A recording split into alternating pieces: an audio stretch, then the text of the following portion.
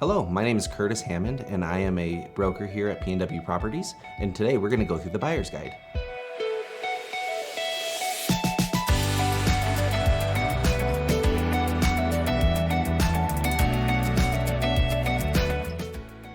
So let's talk about the actual home buying process step by step.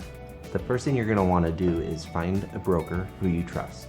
And really, they're going to be the ones who are going to help navigate this minefield of a buyer's and seller's markets. So the first thing that we're going to want to do is sit down and have a conversation about what kind of home you are looking for. What's going to really fit you over the next few years. How many bedrooms you may want, how many bathrooms, things of that nature. So after we've had this discussion about you wanting to buy a home and finding out all the little things that you're really wanting to get, if you haven't gotten a pre-approval already, now is that time. So you're going to want to speak to the lender and get the pre-approval sent to me so we can go ahead and start looking for homes.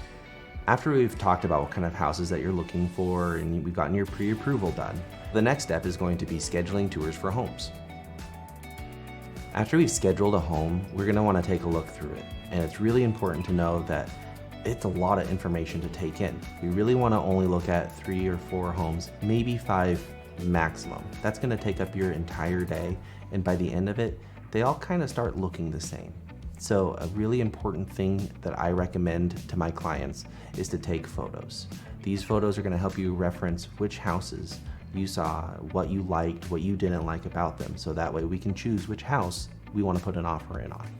After we spend a day looking at homes, it might be really tough to decide which one that you want to go with. And if you find a home that really stands out to you and that's the house you want to go for, then we're going to look at putting together an offer. So writing an offer can be very overwhelming in and of itself. It's a lot of pages, it's a lot of paperwork and just jargon to go through. And that is, again, a reason why you want to go with a trusted broker. Once we've submitted our offer, we are in contract negotiations. What makes a successful offer during this time is not just how it's written, but how it's presented. A good, strong offer is going to be about 85 to 95% of what makes it special. The rest of it is about how I present it to the selling agent and really ease them into the idea that this is going to be a smooth home buying process, that we are the people they want to work with. After our offer is accepted, that's when the ball really starts to move and we have to go ahead and get that earnest money deposited directly into escrow as soon as possible. We're usually given about 2 business days to get that done. We want to get this money deposited right away for a couple of different reasons. One, it's going to be in the contract on how fast we can get this money deposited into escrow. The other reason is at any point in time before that, we may be able to back out, and that's going to make the seller really uncomfortable, and we really want to make sure the seller remains comfortable through this buying process as well. Once your offer's been accepted, we are going to reach out to the lender to take it from a pre-approval and start the actual formal application process. Once we've completed that, you are going to reach out to your insurance company and let them know you're buying a house. The next step in the home buying process is to set up a home inspection. We'll have 5 to 10 days max to get our request for repairs into the selling agent. Now this is important that we get this done right away, because if we pass whatever time frame we've outlined in our offer, then we've waived our home inspection contingency, and that is not something that we want to risk. After we've turned in our request for repairs, there are a few things that can occur. The top 2 things that occur are usually the seller accepting our repair requests, or they will counter with their own set of repairs that they're willing to do, in which case we have the option to accept those and move forward. The next big step is the appraisal process.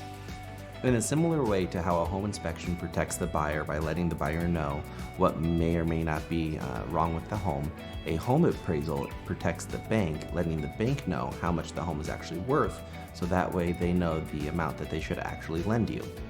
Once the bank has the appraisal back and they know how much they can actually loan you for the home, that is when they move your loan into the final approval process. So about 5 days before the close of your house, we can do a final walkthrough. At this point, we go through the home and just make sure that all the repairs that we have agreed upon have been done. After the walkthrough, we're going to enter the final stages of the home buying process. At this point, the bank is going to send out their final disclosures. We're going to receive the settlement statement to make sure that all the money is being sent to the right places.